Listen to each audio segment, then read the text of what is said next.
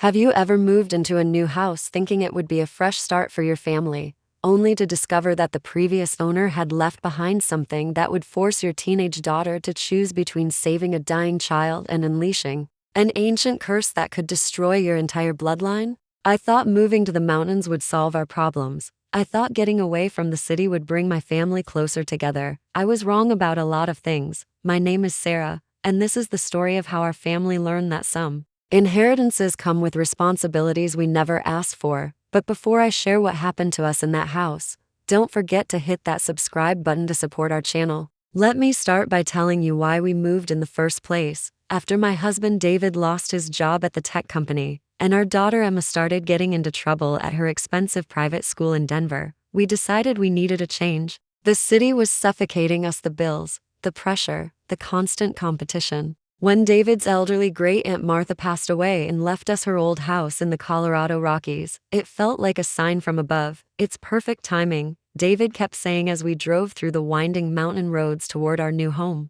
Clean air, lower cost of living, and Emma can have a normal teenage experience away from all that social media drama. Emma, 17 and furious about leaving her friends behind, sat in the back seat with her arms crossed, earbuds in, doing her best to ignore us. Our 9-year-old son Jake was the only one actually excited, pressing his face against the window and pointing at every elk and pine forest we passed. "Mom, look. Real wilderness," he shouted, bouncing in his seat. I smiled at his enthusiasm, but honestly, I was nervous. The house had been empty for 3 years since Aunt Martha died. The local caretaker, old Pete, had been maintaining it, but still 3 years is a long time for a house to sit unused in mountain weather. When we finally pulled up to the property, I have to admit it took my breath away. The house was bigger than I'd expected, a beautiful old log cabin structure with massive timber beams and floor-to-ceiling windows that caught the late afternoon light streaming through the aspen trees.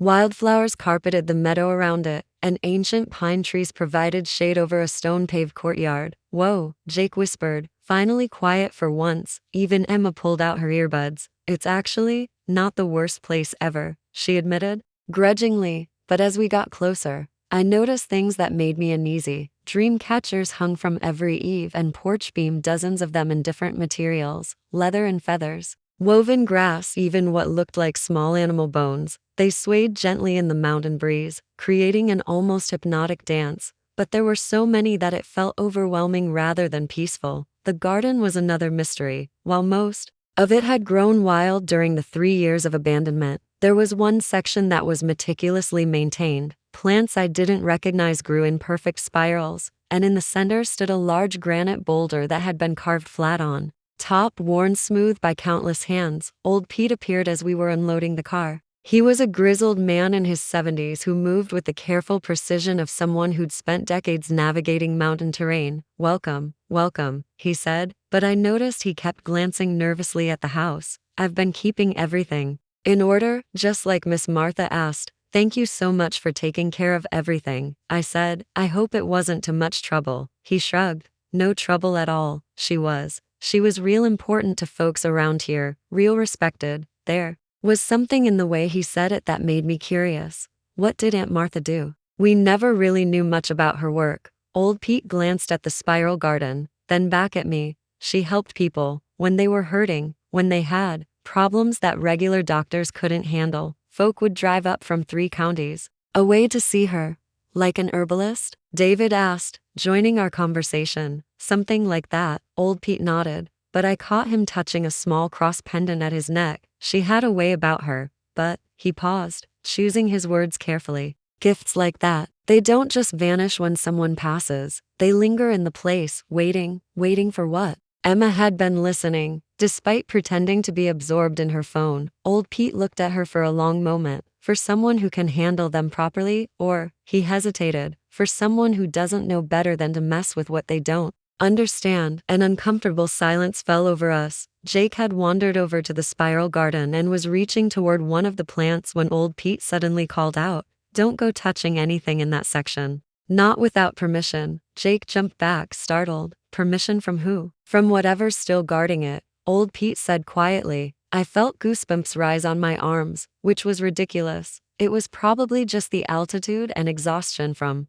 the long drive, but as we walked toward the house, I couldn't shake the feeling that we were being observed not by people, but by something in the house itself. The interior was just as impressive as the exterior: vaulted ceilings, handcrafted furniture that had been lovingly maintained, and family photos dating back generations. But what struck me most was how many of the photos showed people who looked desperate or ill in the first picture, then peaceful and grateful in the second, always with Aunt Martha in the center, her weathered hands often resting on their shoulders or heads. "She must have been quite the community leader," David commented, studying a wall of these before and after pictures. "Or quite the healer," Emma murmured, and I realized she was right. This wasn't community service documentation, this was a record of people who had been transformed. As we settled in for our first night, Jake claimed he could hear voices in his room. Though we assured him it was just the wind through the many dream catchers, Emma complained that her new room felt heavy, like there was invisible pressure weighing down on her, and David kept waking up, saying he smelled sage burning even though we hadn't lit anything. I didn't mention my own strange experience that every time I walked past the locked room at the end of the upstairs hallway, the one old Pete said had been Aunt Martha's private study, I felt an almost irresistible urge to try the door handle. None of us mentioned the dreams. How could we, when we were all having variations of the same one? Dreams of people, dozens of them, walking up the mountain trail to our house, carrying sick children, clutching mysterious ailments, all seeking help that only this place could provide. I told myself it was just the stress of moving, the adjustment to high altitude. But deep down, I was beginning to understand what old Pete had meant about gifts that linger. What I didn't know yet was that in 3 days, a desperate mother would hike up that same mountain trail from my dreams, carrying her dying son, and everything old Pete had warned us about would prove to be absolutely true. The first 2 days in Aunt Martha's house were surprisingly normal. David spent his time setting up a home office in what used to be the library. Optimistic about landing remote work, Emma discovered that the Wi-Fi actually worked pretty well despite our mountain location, which improved her mood considerably, and Jake was in heaven, exploring every inch of the property like it was his personal adventure playground. I focused on getting us settled, unpacking boxes and trying to make the place feel like home rather than a museum. But the more I learned about Aunt Martha, the more intrigued I became. Her personal belongings told an interesting story. The bookshelves were filled with medical journals alongside volumes on herbalism, Native American healing practices, and what looked like handwritten recipe books. Her bedroom contained normal things: clothes, jewelry, family photos, but also drawers full of carefully labeled glass vials containing dried plants, powders, and liquids I couldn't identify. "Mom, come look at this," Emma called from Martha's old sewing room. I found her standing in front of a large cork board covered with thank you letters, some typed, others handwritten in shaky script. They all followed a similar pattern: desperate gratitude for help when regular doctors couldn't do anything, mentions of miracles, and promises to never forget what you did for my family. "There are like 50 of these," Emma said, reading one over my shoulder. "This woman says Aunt Martha saved her baby's life when the hospital had given up. People get desperate when they're scared," I said, but even as I spoke, I was reading another letter about a man whose chronic pain disappeared after one visit to Martha. Sometimes they need to believe in something beyond conventional medicine, or maybe she actually could help them, Emma said quietly. That afternoon, I decided to tackle Martha's lock study. Old Pete had left me all the keys, explaining that Martha had asked him to give the family complete access when we arrived. But when I tried the old skeleton key in the heavy wooden door, my hand started shaking so badly I could barely turn it. The moment I stepped inside, the air felt different, thicker, almost electric. The room was perfectly preserved. A massive oak desk covered with open books and notebooks, shelves lined with more glass containers than I could count, and hanging from the ceiling, bundles of dried plants that filled the space with a complex, earthy scent. But what drew my attention immediately was the wall behind the desk. It was covered with detailed maps, not of geography, but of the human body, acupuncture points, energy meridians, and what looked like hand-drawn diagrams of internal organs. Pinned alongside these were photographs of plants, each labeled with both common and scientific names, plus notes about their spiritual properties and energetic signatures. The desk contained Martha's most recent work. Her final journal entries, dated just weeks before she died, described something that made my blood run cold. "The balance is shifting. I can feel it in the mountain itself. Something dark is stirring in the old places. And I'm getting too weak to hold it back. The protections I've maintained for 30 years are failing. Whoever comes after me will need to understand this isn't just about healing anymore. There's something that's been sleeping in these mountains. And my death might wake it up. I slammed the journal shut, my heart racing. This was just the rambling of a sick, elderly woman. It had to be. But that night, Jake woke us up screaming, "There's someone in my room." He sobbed as David and I rushed to comfort him. A lady was standing by my bed, and she was trying to tell me something. We searched his room thoroughly, nothing. Emma claimed she'd been awake and hadn't heard any footsteps in the hallway, but Jake was inconsolable. She wasn't scary, he kept saying. She just looked really worried about something, and she kept pointing toward the mountain. David and I exchanged glances. We both knew what he was describing sounded exactly like the photos of Aunt Martha we'd seen throughout the house. The next morning, I called old Pete. "Has Jake been? Has anyone mentioned seeing Martha since she passed?" I asked carefully. There was a long silence before he answered. "Miss Sarah, there's things about that house you folks should probably know. Martha didn't just die of old age like the death certificate says. She died protecting this mountain from something that had been contained for a very long time." "What kind of something?" "The kind that feeds on desperation and pain, the kind that Martha spent her whole life keeping locked away, and now that she's gone." He paused. "Well, let's just say it's probably testing its boundaries." Before I could ask what he meant, he continued, "You might want to pay attention to your dreams tonight, all of you. Sometimes the mountain tries to prepare people for what's coming." That evening, as we sat down for dinner, Emma suddenly looked up from her phone with a frown. "Mom, there's something weird on the local Facebook page. A woman named Carol Brennan is posting everywhere, asking if anyone knows about the healer who used to live up on Elk Ridge. She says her 5-year-old son is dying and the doctors can't figure out what's wrong." My stomach dropped. "What's wrong with him?" "She says he just started wasting away 3 days ago, won't eat, barely responds to anyone, and his temperature keeps dropping instead of rising. The hospital wants to transfer him to Denver, but she doesn't think he'll survive the trip." David looked up from his laptop. 3 days ago? That's exactly when we moved in. I felt something cold settle in my chest. In Martha's journal, I'd read about cases like this, children who seemed to be spiritually disconnected from their bodies, slowly fading away from something that medical science couldn't detect or treat. "She's asking if anyone knows how to contact Martha's family," Emma continued reading. "She wants to know if the gift was passed down." We all stared at each other across the dinner table. Outside, the wind picked up, causing all of Martha's dream catchers to dance frantically against the windows. That night, we all had the same dream again, but this time, instead of just watching people walk up the mountain path, we could see who was leading them, a desperate mother carrying a small limp child, climbing toward our house as the sun began to set. The knock on our door came at exactly 6:47 p.m. on our 4th day in the house. I know the precise time because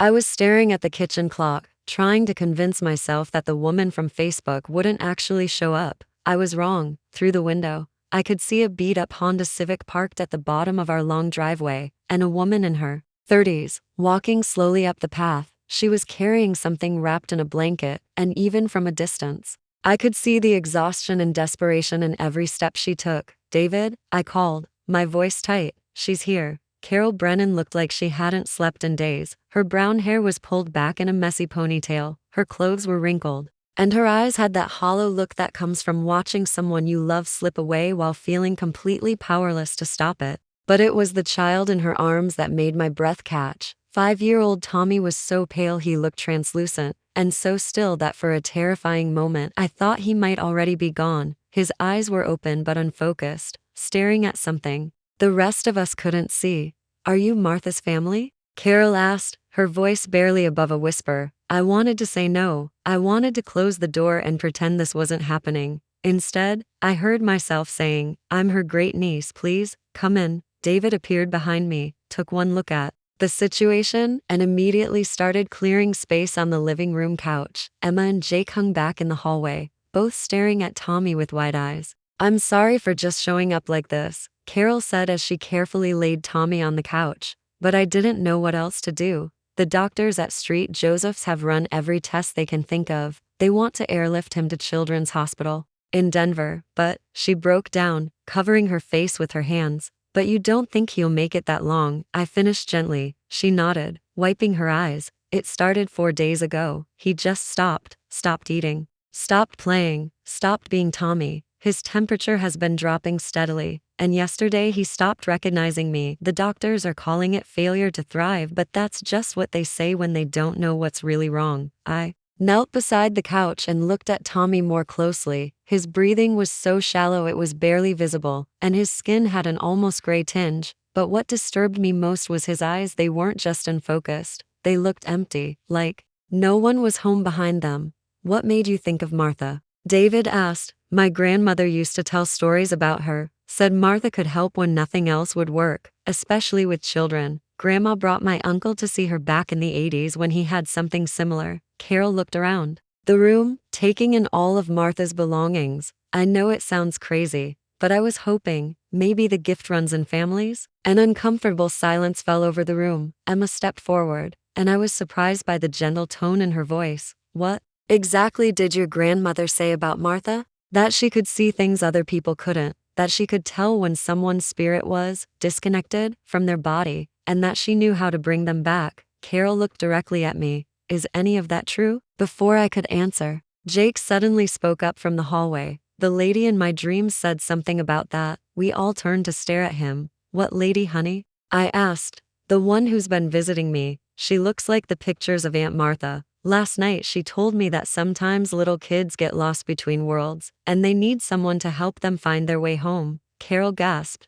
That's exactly what my grandmother said Martha told her about my uncle. I felt something shift in the room, like the air pressure had suddenly changed. The dream catchers hanging outside the windows began moving, even though there was no wind. Sarah, David said quietly, maybe we should call 911, get Tommy to a hospital. No, Carol said quickly. Please, I've spent 3 days watching doctors poke and prod him with no results. If Martha really could help children like this, and if there's even a chance that one of you inherited that ability. She trailed off, looking at each of us desperately. That's when Tommy made his first sound since arriving, a soft, whimpering moan that seemed to come from somewhere very far away. Emma rushed to his side. Tommy? Tommy, can you hear me? His unfocused eyes shifted slightly in her direction, and for just a moment, I could swear I saw a flicker of awareness. He responded to you, Carol whispered. That's the most reaction he's had in days. Emma looked up at me, and I saw something in her expression that I'd never seen before, a kind of knowing certainty that made her seem much older than 17. Mom, she said quietly,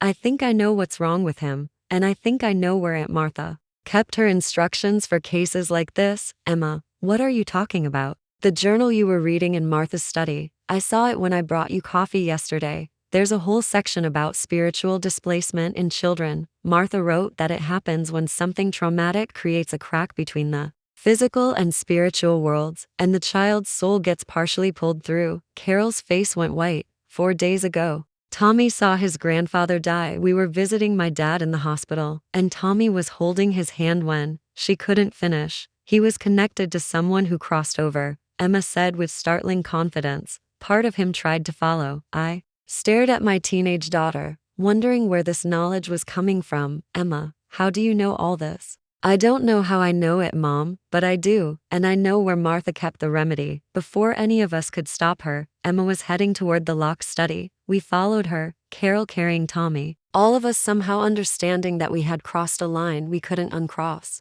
Emma went straight to one of Martha's glass cabinets and pulled out a small vial filled with what looked like silver powder. This, she said, holding it up to the light, mixed with water from the spring behind the house, given at sunset while burning. She paused, scanning Martha's shelves until she found a bundle of dried sage and something else I didn't recognize. These herbs, Emma, David said carefully. How do you know this will work? She looked at Tommy, who had gone completely still in Carol's arms, then back at us. Because if we don't try it, he's going to die tonight. I can see it happening. That's when I realized that our quiet family move to the mountains had just become something else entirely. Whether we wanted it or not, we had inherited more than just Martha's house. We had inherited her responsibilities, and Tommy's life was about to become our first test. What happened next changed everything. Emma began preparing Martha's remedy with a confidence that terrified me. She moved through the study like she'd been there 1,000 times, pulling ingredients and consulting journals with an instinctive knowledge that couldn't be explained by a few days of casual exploration.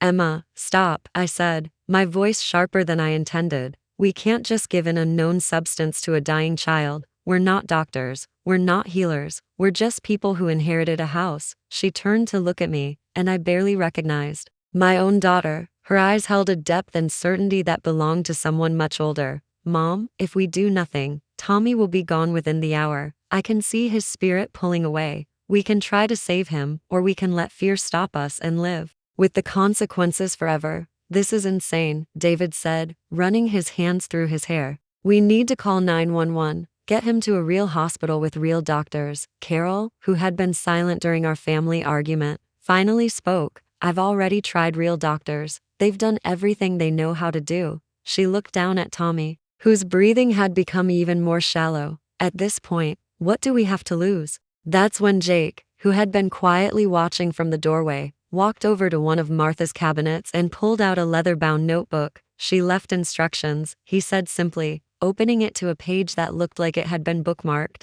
"Specifically for this moment, right here, it says what to do when families don't understand yet." I took the notebook from my 9-year-old son, wondering when our children had become braver than their parents. Martha's handwriting was precise and clear. "To whoever finds this, if you're reading it, it means a child needs help and you're afraid to provide it. Fear is natural, but fear that prevents action when a life hangs in the balance is not wisdom. It's cowardice. The mountain chose your family for a reason. Trust that reason, even when you don't understand it yet." "How did you know where to find this?" I asked Jake. He shrugged. "The lady in my dreams showed me. She said it was important." David looked like he wanted to argue, but Tommy chose that moment to make another sound, not a moan this time, but something that sounded terrifyingly like a goodbye sigh. Carol started crying. "Please," she whispered. "If there's any chance this could help him." I looked around the room at my family. Emma stood ready with Martha's remedy, completely calm and focused. Jake was holding another of Martha's journals, somehow knowing exactly which pages we needed. David was pale but no longer objecting, and in my arms, a mother held her dying child, begging us to try something that conventional wisdom said was impossible. "Okay," I heard myself saying, "but we do this exactly according to Martha's instructions. No improvisation, no shortcuts." Emma nodded and began reading from one of the journals. "The ritual needs to be performed outside, at the stone circle behind the house. As the sun touches the western mountains, we need to create a protective barrier using salt and specific herbs, and the whole family needs to participate." "What do you mean, participate?" David asked. "According to this, spiritual displacement affects the entire energy field around the child. Family members, even new ones, create an anchoring network that helps pull the lost spirit back to the physical world." As we gathered the materials Martha had specified, I couldn't help but notice how naturally Emma navigated the healing supplies, or how Jake seemed to know which direction to walk without being told. It was like watching sleepwalkers who were finally in familiar territory. We carried Tommy outside as the sun began its descent toward the mountain peaks. The stone circle Emma had mentioned turned out to be the granite boulder I'd noticed on our first day. But now I could see it was actually the center of a carefully arranged circle of smaller stones, each carved with symbols I didn't recognize. Emma mixed the silver powder with spring water while I arranged the protective herbs according to Martha's diagrams. David and Jake worked together to light the sage bundles, and Carol held Tommy in the center of the circle. "Now what?" David asked. Emma consulted the journal. "Now we call his spirit home. Martha says that children who are lost between worlds can hear their names being spoken with love, even across dimensions. We all need to call to him." It felt foolish. It felt impossible. But as the sun touched the mountain peaks and painted the sky in brilliant oranges and purples, we began calling Tommy's name. At first, nothing happened. Then Jake pointed to the edge of the forest. "Do you see them?" he whispered. I followed his gaze and felt my heart stop. Standing at the tree line were figures, translucent, shifting, but unmistakably there. Adults, children, all watching our circle with expressions of intense interest. "Oh my God," Carol breathed.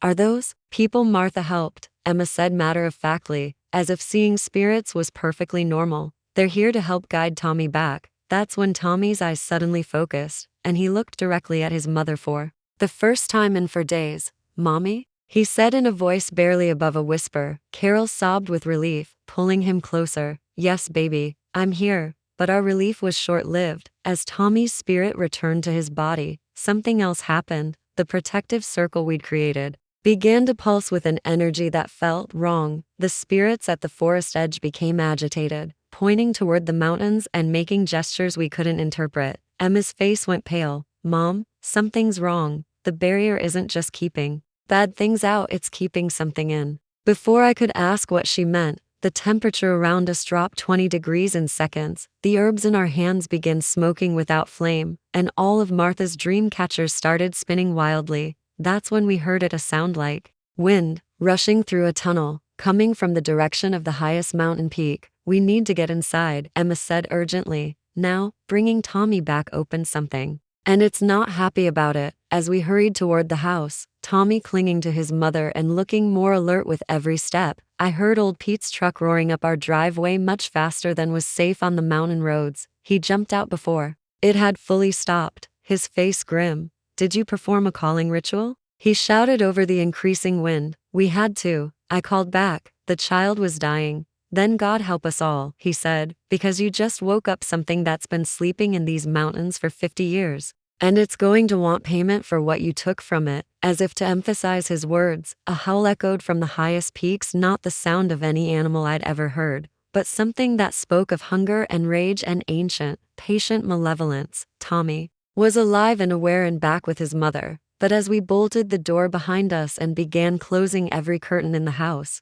I realized our problems were just beginning. We had saved a child's life, but in doing so, we had announced our presence to something that had been waiting a very long time for Martha's protections to fail, and now it knew exactly where to find us. Old Pete wasted no time with explanations. The moment we were all inside, he began moving through the house with military precision, checking every window and door. Salt? He barked. Do you have salt? Regular table salt? In the kitchen, David said, still looking stunned by everything that had just happened. Get it, all of it. We need lines across every threshold, windows, doors, even the fireplace. Pete was pulling items from a duffel bag. I hadn't noticed him carrying. Emma, you seem to have the strongest connection to Martha's knowledge. Can you read her protection protocols? Emma nodded, already heading for the study. I know where they are. As we spread salt lines according to Pete's urgent instructions, Tommy continued to improve rapidly. Color was returning to his cheeks, and he was asking his mother for water and crackers, the first food he'd wanted in days. But every few minutes, he would stop what he was doing and stare toward the mountains, as if listening to something the rest of us couldn't hear. Pete, I said as we worked, what exactly did we wake up? He paused in his salt spreading to look at me gravely. Martha called it the collector. It's been in these mountains since before the first settlers arrived. The native tribes knew about it, had their own ways of keeping it contained. When Martha moved here 30 years ago, she took over that responsibility.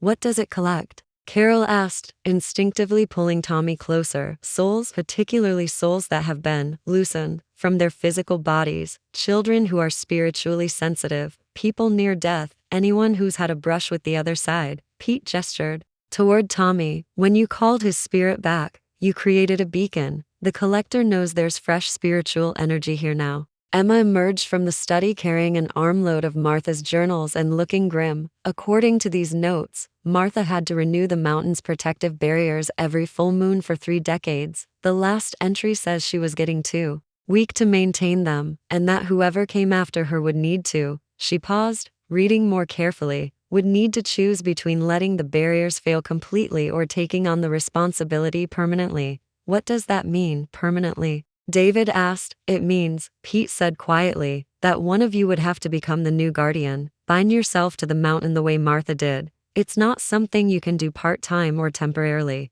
A long silence fell over the room. Outside, the howling had stopped, but the unnatural wind continued, rattling windows and making the house creak ominously. What happens if we choose not to? I asked. Pete and Emma exchanged a look that told me they both knew the answer. The collector breaks free, Emma said, and it doesn't just stay in the mountains, it spreads, following ley lines and spiritual pathways. Martha's notes suggest it could affect the entire region, maybe farther. How many people are we talking about? David pressed. Emma flipped through more pages. Every sensitive child within a 100-mile radius, every person who's had a near-death experience, anyone who's ever used a Ouija board or visited a medium, anyone whose spiritual defenses are compromised. She looked up. Potentially thousands of people. Carol, who had been listening while trying to keep Tommy calm, suddenly spoke up. This is my fault. If I hadn't brought Tommy here, no, I said firmly, you were trying to save your son's life. Any parent would have done the same thing. But now all of you are trapped in this situation because of me. We're not trapped, Emma said with surprising authority. We're chosen. There's a difference. I stared at my daughter. Emma, you're 17 years old. This isn't your decision to make. Mom, I've been having dreams about this place since I was 12. Dreams about helping people, about protecting the mountain, about Martha teaching me things. I thought they were just weird nightmares, but they weren't. They were preparation. Jake nodded enthusiastically. Me too. The lady in my dreams has been showing me where everything is, teaching me about the plants and the stones and the protection circles. David sank into one of Martha's chairs, looking overwhelmed. Are you telling me our children have been psychically connected to this place for years? Not just connected, Pete said, called. Martha was looking for her replacement long before she died. She sent out spiritual invitations through the family line, waiting to see who would respond. And Emma and Jake responded, I said slowly. Understanding dawning, which explains why you ended up inheriting this house instead of any other relatives. Pete continued. Martha made sure it went to the family members who could handle what came with it. Another sound came from outside, not howling this time, but something like whispers in a language none of us recognized. It's testing the barriers, Emma said, consulting Martha's notes. We probably have until dawn before it tries a direct approach, so we have tonight to decide, David said. What exactly would accepting this responsibility involve? I asked. Pete pulled out a thick folder from his bag. Martha left complete instructions, monthly barrier renewals, seasonal cleansing rituals, learning to identify and help spiritual displacement cases like Tommy's, and he hesitated, learning to directly confront the collector when it gets too aggressive. Confront it how? Spiritual combat. Using your own life force as both weapon and shield. It's dangerous. And Martha, he trailed off. Martha died doing it, didn't she? I said quietly. He nodded. Last time it tried to break free, she stopped it, but the effort killed her. The room fell silent except for the unnatural wind outside. Tommy, who had been quietly eating crackers, suddenly looked up. The mountain wants to help us, he said in his small voice. It's been lonely since the nice lady went away. It wants to have friends again. We all stared at him. Tommy, Carol said gently. What do you mean? The mountain talks to me now. It says if Emma and Jake help it, it will make sure no more kids get lost like I did, and it will teach them how to make the scary thing go back to sleep. Emma walked over and knelt beside Tommy's chair. Can you hear what it's saying now? Tommy nodded solemnly. It says we have to choose soon, because the scary thing is getting stronger. But it also says, he paused, listening to something only he could hear. It says families are stronger than one person alone. Martha was all by herself. But if we all help, it won't be as dangerous. I looked around the room at my husband, my children, Carol, Tommy, and old Pete. 24 hours ago, we were just a family trying to start over in a new place. Now we were being asked to become guardians of an ancient spiritual battleground. If we say yes, I said finally, how do we even begin? Emma smiled, the first really happy expression I'd seen from her since we'd moved. With the full moon ceremony tomorrow night, Martha left everything we need, and Tommy can help us communicate with the mountain itself. And if we say no? The whispers outside grew louder, and every dream catcher in the house began spinning faster. Then we pack up and leave tonight, Pete said grimly, and hope we can get far enough away before the barriers fail completely. David reached for my hand. Sarah, this is crazy, but Tommy's alive because we tried something impossible, I finished. And he's not the only child who might need help. Emma and Jake were both looking at me with hope and determination. Carol was holding Tommy close, tears in her eyes as she mouthed thank you over and over. I thought about Martha's photos, all those before and after pictures of people who had found help when nowhere else would give it.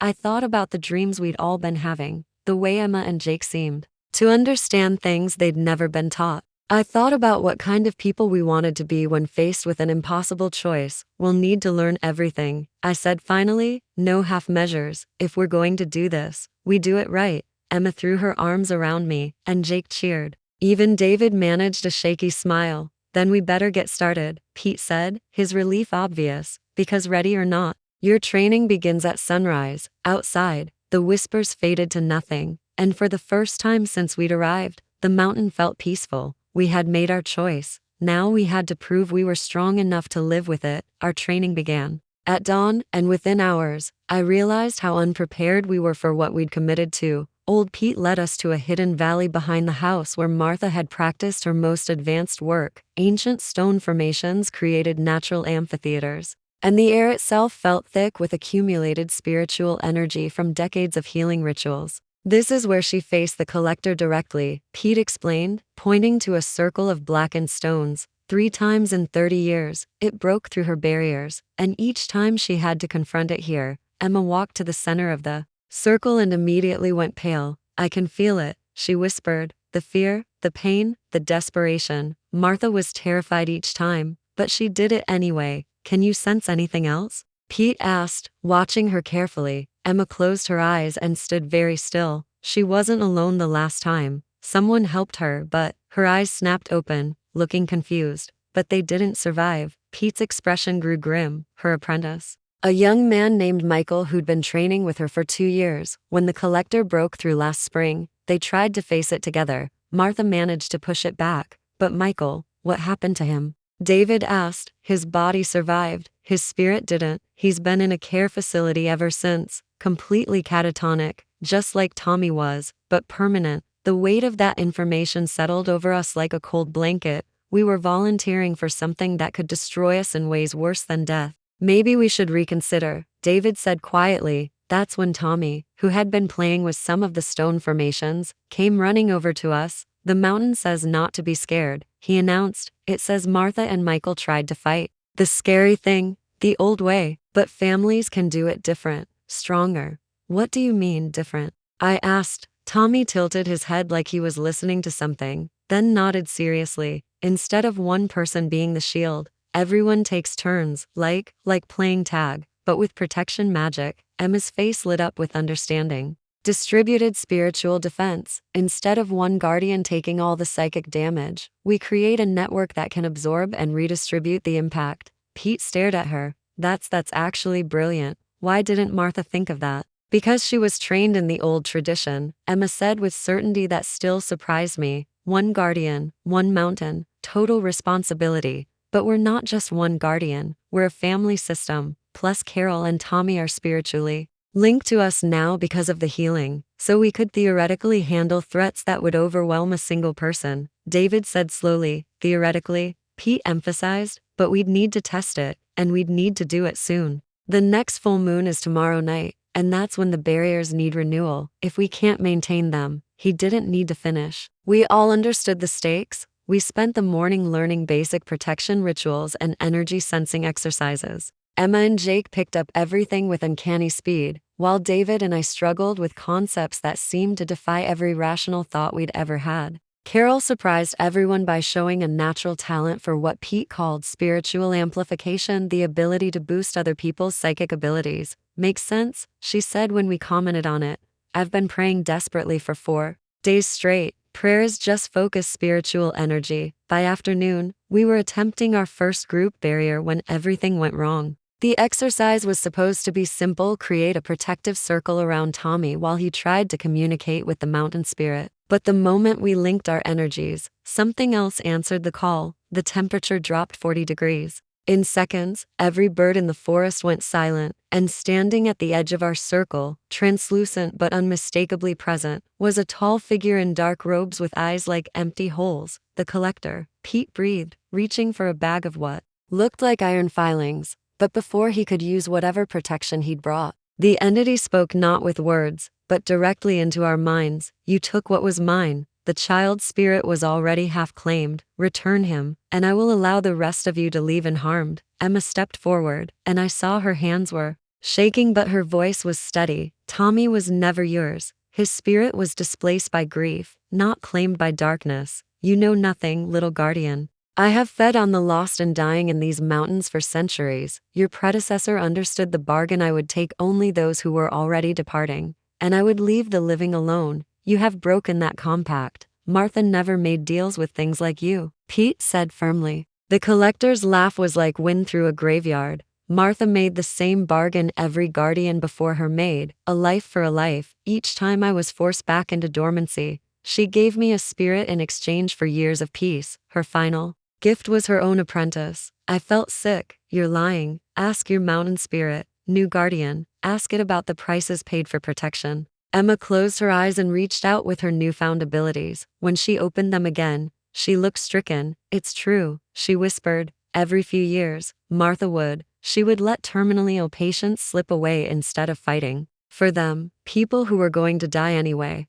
But she would withdraw her help just enough to feed me, the collector finished. And in return, I left the healthy alone, a sustainable arrangement that kept the mountain peaceful for decades. We'll never make that kind of bargain, David said firmly. Then you will fail as guardians within a year. You cannot maintain the barriers without my cooperation, and when they fall, I will take not just the dying, but anyone whose spirit I can touch, starting with your children, whose abilities make them such appetizing targets. The entity began to fade, but its final words echoed clearly in our minds. You have until tomorrow's full moon to reconsider. Offer me the boy's spirit willingly, and I will honor the old compact. Refuse, and I will take him anyway, along with your talented daughter and son. When it was completely gone, we all stood in stunned silence. Tommy was the first to speak. I'm not going to let the scary thing hurt Emma and Jake. Tommy, no, Carol said quickly. We'll find another way. But looking around at my family, at Emma's determination, Jake's trust,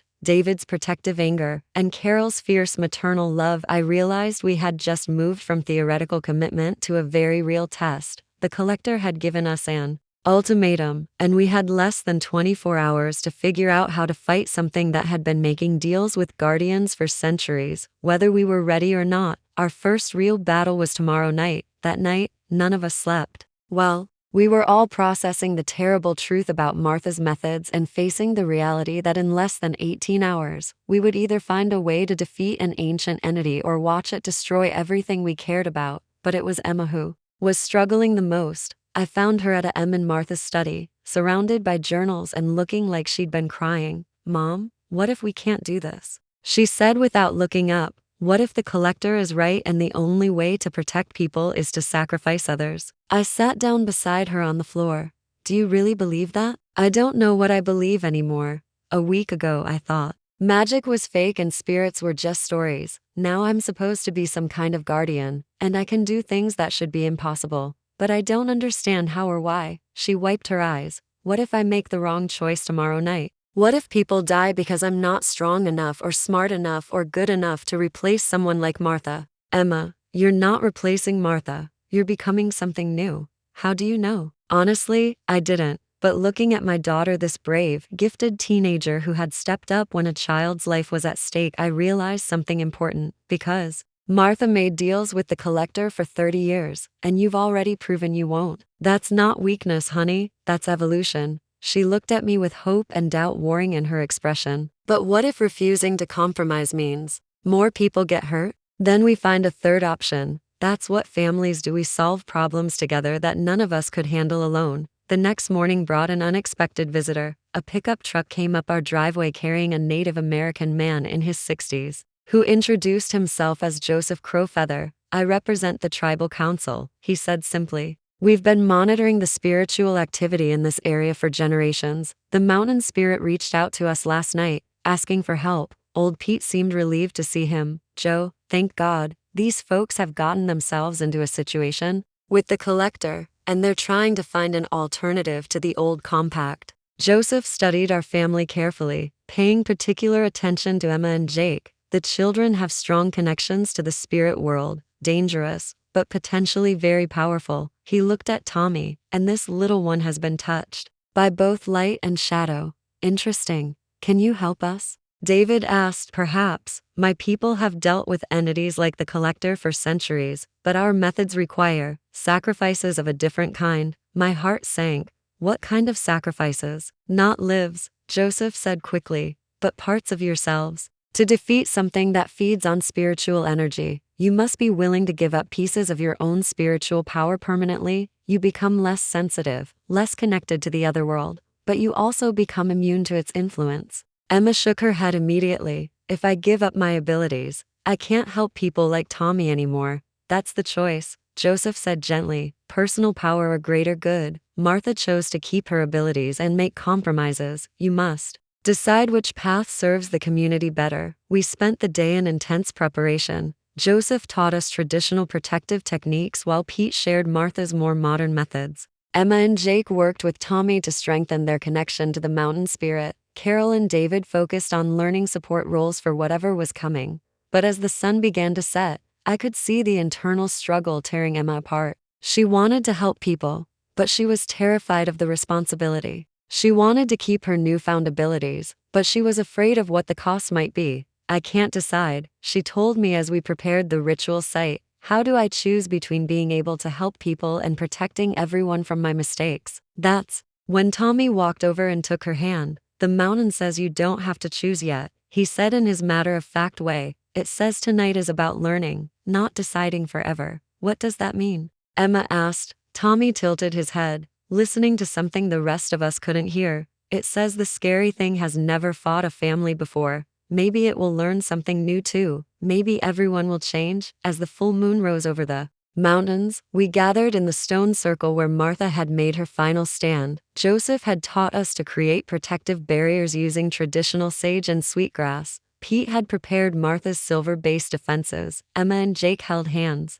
with Tommy in the center, connected to the mountain spirit. The collector arrived at exactly midnight. This time, it appeared as a towering shadow with reaching tendrils instead of the robed figure from before. Its voice was like ice cracking under pressure. Have you brought me the boy's spirit as offered? No, Emma said, her voice stronger than I'd heard it all day. We've brought you something else instead. What could you possibly offer that would interest me more than a spirit already touched by death? Emma looked at me, then at her father and brother, then at Carol and Tommy. Something passed between them, not words, but a kind of understanding. We offer you a choice, Emma said. Just like you're forcing us to choose. The collector's laugh was like wind or wind. I do not make choices. I take what I require. But what if you could have something better than stolen spirits? Emma continued. What if you could have freely given spiritual energy from people who chose to help rather than victims who couldn't fight back? The shadow form grew still. Explain. Instead of feeding on the dying and displaced, what if you could receive regular offerings from living guardians? Energy given willingly, in exchange for protecting the mountain and everyone on it. Joseph stepped forward. My people have similar agreements with other entities. Mutual benefit instead of predation. You would share your power with me, willingly? Emma nodded, though I could see her hands shaking, in controlled amounts, on a regular schedule, as part of maintaining the mountain's spiritual balance. You get fed, we get protection, and no one has to die or be sacrificed. The collector was silent for a long moment. When it spoke again, its voice was different, less hostile, more curious. This has never been offered before. All previous guardians sought to contain or bargain with me, never to collaborate, because they were working alone, Emma said. We're not. I watched my 17-year-old daughter negotiate with an ancient entity, and I realized this was exactly what I'd hoped for when I'd told her that families find third options. I will consider this proposal, but I require a demonstration of good faith. One of you must allow me to sample your spiritual energy freely given, to determine if it is acceptable. Without hesitation, Emma stepped forward. No, I said immediately. Emma, we don't know what that means. It means, she said with a calm that amazed me, that I trust our family enough to try something no guardian has ever tried before. She looked directly at the collector. I'll let you sample my energy, but if you hurt me, the deal is off, and my family will fight you with everything we have. The shadow form seemed almost amused. Agreed. What happened next was the most terrifying and beautiful thing I'd ever witnessed. The collector's touch was like ice and electricity simultaneously. Emma gasped and went rigid as dark tendrils wrapped around her arms, and for a moment I was sure we had just watched our daughter make a fatal mistake. But then something unexpected happened. Instead of draining Emma's energy, the collector seemed to pause. The shadow form flickered like a bad television signal,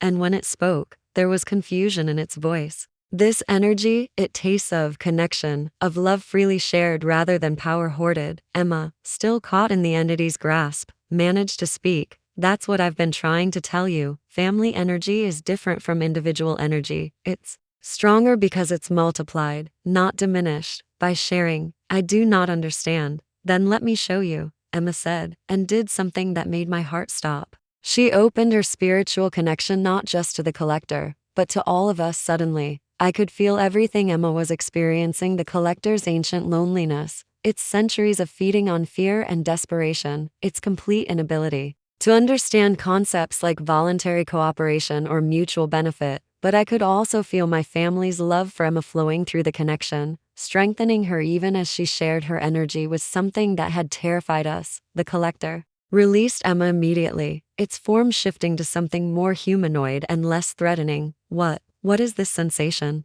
It's called caring about someone, Jake said matter-of-factly. Emma's not just giving you her power, she's sharing ours too because we love her. But this makes you weaker. Divided energy should be diminished. That's where you're wrong, David said, stepping closer to Emma. When people share willingly, the energy grows instead of shrinking. Tommy nodded enthusiastically. Like when my mom hugs me when I'm scared? I don't take her brave away, we both get braver together. For the first time since this all began, the collector seemed genuinely uncertain. This is not how spiritual energy has worked in my experience. Because you've only experienced stolen energy, Emma said gently. Energy taken by force or fear always diminishes the source, but energy given in love multiplies. Joseph stepped forward. This is what my people have tried to teach for generations. Cooperation creates abundance. Competition creates scarcity. The collector was quiet for a long time, its form continuing to shift and stabilize. When it finally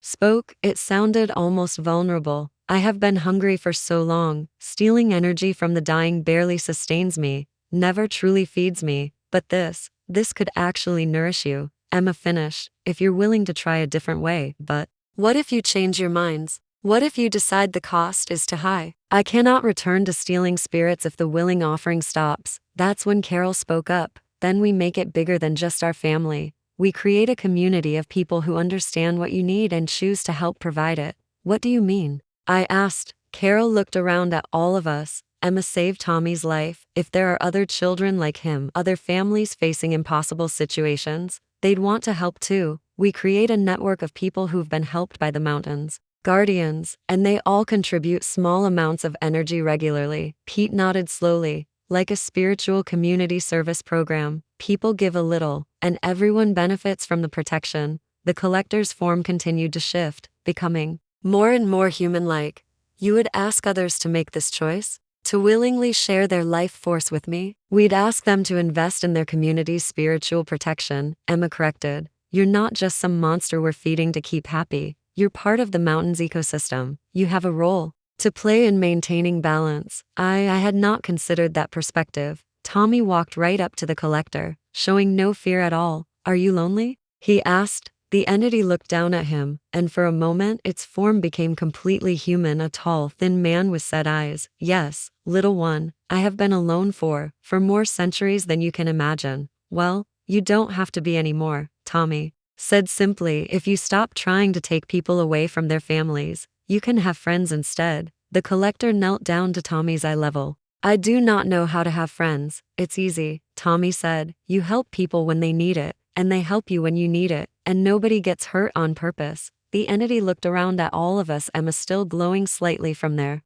spiritual connection, David and me standing protectively close to our children, Carol holding Tommy's hand, Pete and Joseph watching with cautious optimism. This is what families look like, it said with something like wonder in its voice. Yes, Emma said, and you could be part of it, if you want to be. But I am death and shadow, I am everything families fear. You're also protection and balance, Emma replied. You're what keeps the spiritual ecosystem stable. That's not something to be ashamed of. The collector stood slowly, its form now completely human. If I agree to this new arrangement, what would be expected of me? Help us protect people like Tommy, Emma said. Use your abilities to strengthen the mountain's barriers instead of trying to break them. And when someone really is dying and ready to pass on peacefully, help them transition gently instead of feeding on their fear. I could do that. It would be purposeful, honorable, even, and in return, David added, our family and anyone else who chooses to participate will provide you with freely given spiritual energy on a regular schedule, enough to keep you strong and healthy, and if someday you no longer need a guardian, if the mountain becomes safe enough that my services are no longer required, Emma smiled.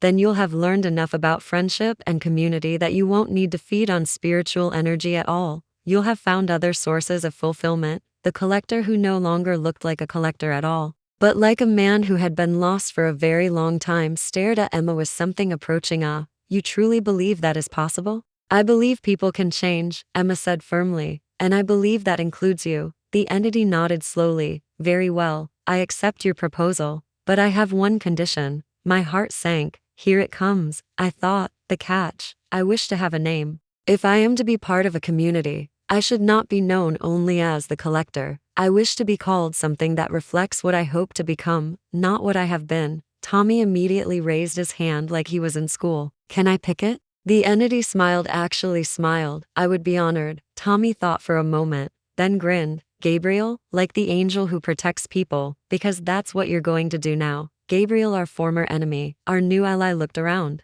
at all of us with tears in his eyes. I believe, he said quietly, that I am going to like having friends. For the first time since we'd moved to the mountains, the spiritual pressure around us felt peaceful instead of threatening. We had not only avoided a war, we had gained a powerful protector who understood both the light and shadow sides of spiritual work. But as we walked back toward the house, I realized our real challenges were just beginning. We had promised to build a community of people willing to support this new arrangement. We had committed to learning skills none of us fully understood yet. And we had taken responsibility for spiritual problems that could affect thousands of people. Tomorrow, we would start building something that had never been tried before, a collaborative spiritual protection network. Whether it would work remained to be seen. But tonight, for the first time in a week, we all slept peacefully. 3 months later, I stood in our kitchen making coffee for what had become our weekly community meeting, watching through the window as Emma taught a group of teenagers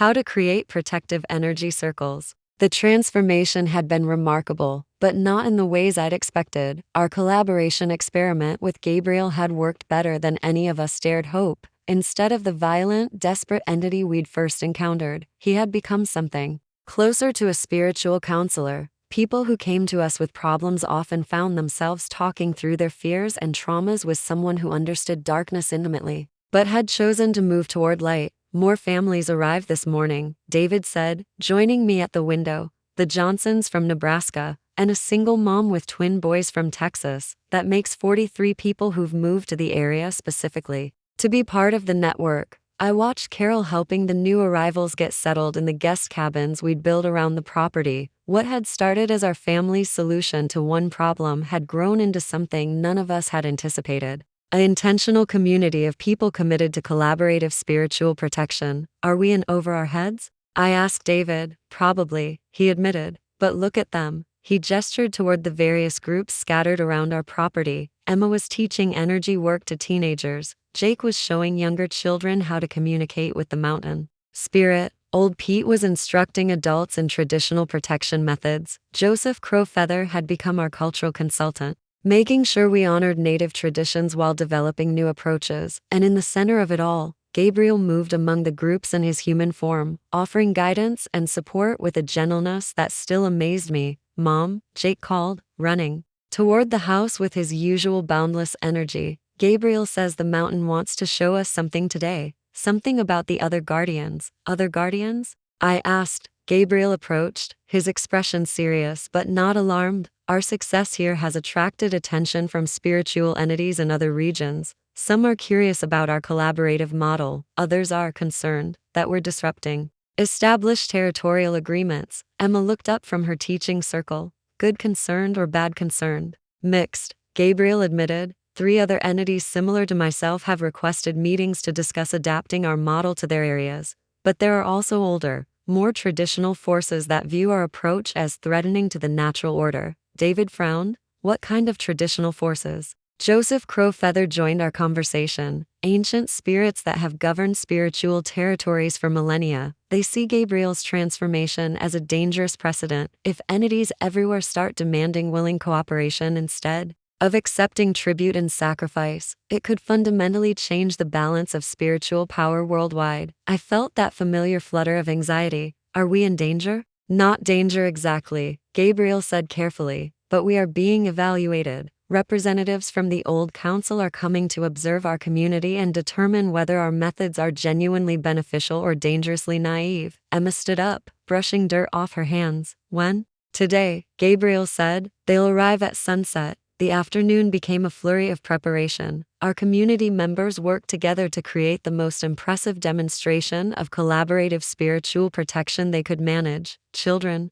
who had been helped by our healers practiced sharing their stories. Adults who had learned to contribute energy willingly prepared presentations about the benefits of voluntary participation. But as the sun began to set, I found myself nervous in a way I hadn't been since our first confrontation with Gabriel. What if they decide we're doing something wrong? I asked Emma as we arranged chairs in the stone circle. Then we'll have to prove we're not, she said with characteristic determination. Mom, we've helped 67 families in 3 months. Children who were dying are healthy. Parents who were desperate have hope. People who were isolated now have community. How could that be wrong? The old council arrived as 3 pillars of light that gradually took on more recognizable forms: 2 women and a man, all appearing to be in their 40s but with eyes that held centuries of experience. I am Vera, said the first, her voice carrying the authority of mountains. This is Chen and this is Amara. We are here to assess this innovation you have created. Gabriel stepped forward respectfully. Honored elders, thank you for coming. We hope to show you that collaboration need not threaten the spiritual order, but can strengthen it. Vera's gaze swept over our assembled community families from dozens of states who had come seeking help and stayed to contribute. Children playing safely in areas that had once been spiritually dangerous. Adults working together on projects that benefited everyone. Show us, she said simply. What followed was the most comprehensive demonstration of community healing I had ever witnessed. Tommy, now completely healthy and radiating confidence, told the story of his spiritual displacement and recovery. Carol described how participating in regular energy sharing had not weakened her, but had connected her to a support network that helped her be a better single mother. Emma and Jake worked together to show how family-based spiritual defense could handle threats that would overwhelm individual guardians. Other community members demonstrated everything from collaborative herb gardening to group meditation practices that strengthened everyone involved. But it was Gabriel's transformation that seemed to most impress the old council. In 6 centuries of existence, he told them, I sustained myself through fear and desperation. I was always hungry, always alone, always seeking the next source of stolen energy. In 3 months of willing collaboration, I have received more genuine nourishment than in all those previous centuries combined. More importantly, I have found purpose beyond survival. Chen, who had been silent throughout the demonstrations, finally spoke. And what happens when these humans no longer need protection? When their children grow up and move away? When the novelty wears off and they decide the cost is too high? Emma stepped forward. Then we'll adapt. The same way any healthy community adapts when circumstances change. Maybe we'll discover new ways to contribute to the spiritual ecosystem. Maybe we'll find that collaboration is so beneficial that we want to expand it to other areas. Maybe we'll learn things we can't even imagine yet. But what if you fail? Amara asked. What if this experiment collapses and leaves both humans and spiritual entities worse off than before? Then we'll have learned something important about what doesn't work, David said, and we'll be better equipped to try something else. Vera studied us for a long moment. You truly believe this untested approach is superior to methods that have maintained spiritual balance for millennia? We believe, I said, finding my voice, that evolution doesn't stop just because something has worked in the past. We believe that cooperation creates better outcomes than coercion, and we believe that both humans and spiritual entities can grow beyond what they've always been. The 3 council members conferred in a language that sounded like wind and water. When they finished, Vera nodded solemnly. Your community will be allowed to continue this experiment, but with conditions. My heart sank. You will document everything. Methods, results, failures, successes. You will share this information with other guardians who request it, and you will accept responsibility for any negative consequences that result from communities attempting to replicate your model without proper preparation or commitment. Emma grinned. That means other places can try this too? If they choose, Chen said, though we suspect most will find traditional methods less complicated. As the old council prepared to leave, Amara offered one final observation. What you have created here is not just a new method of spiritual protection, it is a new way of understanding the relationship between human and spirit worlds. Whether this spreads beyond your mountain remains to be seen, but you have proven that change is possible. After they departed, our community celebrated. Late into the night, we had been officially recognized as a legitimate approach to spiritual guardianship. More importantly, we had been given permission to share our methods with other communities. But as I tucked Jake into bed that night, he asked the question that had been on my mind all evening. Mom, what happens now that everyone knows about us? I looked out his bedroom window at the mountain peaks silhouetted against the stars, thinking about how much our lives had changed since we'd moved here. Now, honey, I said, we find out whether what we've built here can help other families. Facing impossible choices, tomorrow would bring new challenges, new opportunities, and probably new crises we couldn't yet imagine. But tonight,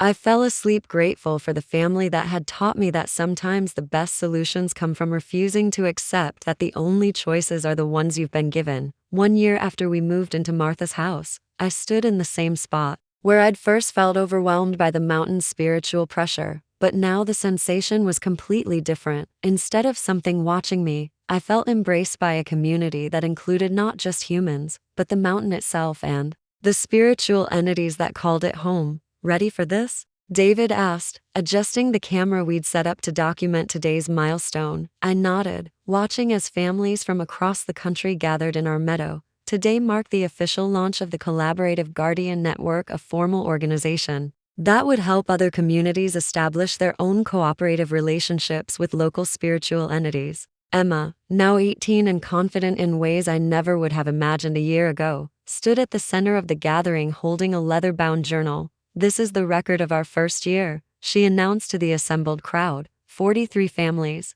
permanently relocated to join our community. 167 children helped with various forms of spiritual displacement. 12 other entities in different regions who have successfully transitioned from predatory to collaborative relationships. And 0 deaths or serious injuries related to spiritual encounters. The applause was enthusiastic. But what made me proudest was seeing Jake, now 10 and serving as the youngest certified spirit interpreter in the network, helping a shy 6-year-old from Montana learn to communicate with her local mountain spirit. The most important thing we've learned, Emma continued, is that the choice between individual power and community responsibility was always a false dilemma. When you choose to share power, you don't lose it, you multiply it. Gabriel stepped forward, his human form now so natural that newcomers often didn't realize he wasn't originally human until someone told them. I would like to add something to the record, he said. For 600 years, I believed that strength came from taking what I needed from others. This community taught me that real strength comes from giving what others need and trusting that they will give back. Carol raised her hand from the crowd.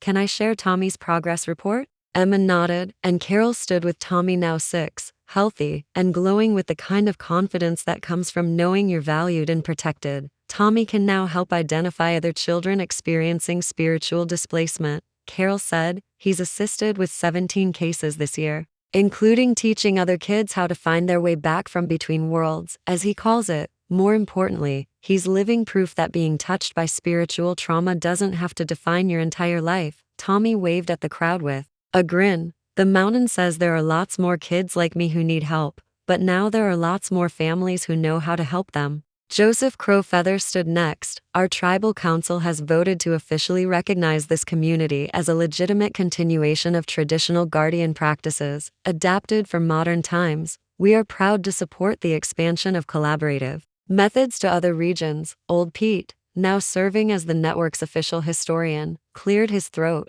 I've been maintaining spiritual sites in these mountains for 40 years. I've never seen them as healthy and balanced as they are now. Martha would be amazed by what her house has become the center of. As the formal presentations concluded and people began sharing meals and stories, I found myself reflecting on how dramatically our lives had changed. David had started a consulting business helping other communities navigate the legal and practical aspects of establishing guardian networks. Emma had been accepted to a special program at UC Boulder that would allow her to study both traditional medicine and spiritual healing practices. Jake was already talking about becoming a bridge person who helps humans and spirits understand each other better. But the most profound change was in how we understood family itself. Mom, Emma said, joining me as I watched the sunset paint the mountains in brilliant colors. Do you ever regret not taking the safe path? We could have just moved back to Denver. After the first week, pretended none of this was real. Do you? I asked her. She gestured toward the meadow where dozens of children were playing games that mixed traditional tag with energy-sharing exercises. While their parents collaborated on everything from dinner preparation to advanced spiritual protection techniques. Look at them, she said. Look at what we've built. A year ago, most of these families felt isolated and desperate. Their children were struggling with abilities nobody understood. Their communities thought they were crazy or dangerous. Now they're part of something that helps people. Gabriel appeared beside us, carrying a steaming mug of the herbal tea blend our community had developed for enhancing spiritual communication. I have news, he said, settling onto the porch steps. 3 more entities have requested assistance transitioning to collaborative relationships, 1 in Oregon, 1 in New Mexico, and 1 in Maine. The network is being invited to expand again. Are we ready for that kind of growth? David asked, joining our impromptu family meeting. More importantly, I said, are we ready for the responsibility that comes with success? Emma smiled. Mom, a year ago we weren't ready to help one dying child, but we chose to try anyway. And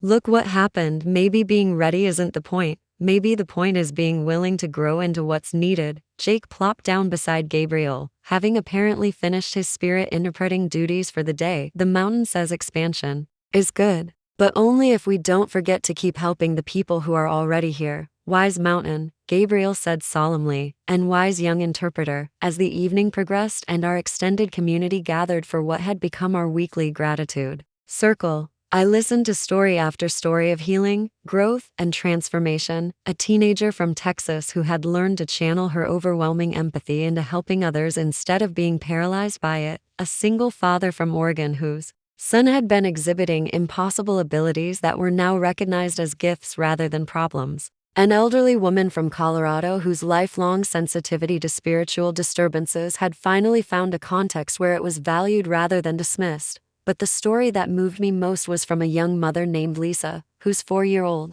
daughter had been experiencing what doctors called severe night terrors but which we recognized as unwanted spiritual contact. 6 months ago, I thought my daughter was losing her mind, Lisa said, holding her now peaceful child on her lap. 3 different psychiatrists wanted to put her on medication. I was desperate and terrified and completely alone. This community didn't just help my daughter, you gave me back my faith that good people exist, and that impossible problems can have solutions if you're brave enough to try new approaches. When the gratitude circle ended and people began heading to their cabins or making the drive back to town, Emma pulled me aside. Mom, I've been thinking about something. What if what we've created here isn't just about spiritual protection? What if it's about redefining what community means in the modern world? What do you mean? I mean, most people live in isolation, dealing with their problems alone, competing with their neighbors instead of collaborating. But here, we've proven that when people share resources, knowledge, and responsibilities, everyone benefits, not just the humans, but the spiritual ecosystem too. I looked around at our mountain home, the main house where Martha had lived and died alone, now bustling with activity and connection. The guest cabins that housed families who had traveled across the country to be part of something unprecedented. The community gardens where children learned about both botanical medicine and energy cultivation. The meditation spaces where humans and spirits work together to maintain balance. You know what? I said to Emma, I think you're right. We set out to solve a supernatural crisis, and we accidentally created a model for how humans can live in better relationship with each other and the world around them. Jake bounded over to us, followed by Tommy and 3 other children who had become inseparable over the past year. Mom, can we tell the story? Jake asked. the whole story from the beginning? Tommy's little sister wants to hear about how we all became a family. I looked at my son, my daughter, my husband, and the dozens of people who had become family through choice rather than blood. I thought about Martha, who had protected these mountains alone for 30 years, and about Gabriel, who had spent centuries in isolation and hunger before learning about collaboration. Yes, I said, let's tell the story, but let's make sure we tell the real lesson. As we gathered the children around the fire pit, I began the way all the best stories begin. Once upon a time, there was a family who thought they were moving to the mountains for a fresh start. They had no idea that they were actually being called to learn one of the most important lessons anyone can learn. What lesson? Tommy's little sister asked. Wide-eyed, Emma smiled and answered before I could, that the best solutions to impossible problems come from refusing to accept that you have to choose between bad options. Sometimes, if you're brave enough and creative enough and willing to work together, you can find a third option that nobody ever tried before. Jake nodded enthusiastically. And that families aren't just the people you're related to, families are the people who help you become the best version of yourself, even when that means changing in ways you never expected. Gabriel, who had been quietly tending the fire, looked up with a smile that still amazed me after all these months, and sometimes, he added softly, the monsters in the story aren't actually monsters at all. Sometimes they're just people who have been alone so long that they forgot how to be anything else. As we told the story of our first year on the mountain, I realized that we weren't just documenting what had happened to us. We were creating a record of what becomes possible when people choose love over fear, collaboration over competition, and hope over resignation. Our story wasn't ending. It was just beginning, and tomorrow, there would be more families making their way up the mountain path, carrying their own impossible problems and looking for people brave enough to help them find third options. We would be ready for them, not because we had all the answers, but because we had learned the most important thing of all, that the best way to solve impossible problems is together. This is Sarah, signing off. Thank you for listening to our story. If you're facing your own impossible choice, remember there's almost always a third option. You just have to be brave enough to look for it. The end. Don't forget to subscribe and share your own stories of finding third options in the comments below, because the best solutions come from communities working together, and that includes all of you.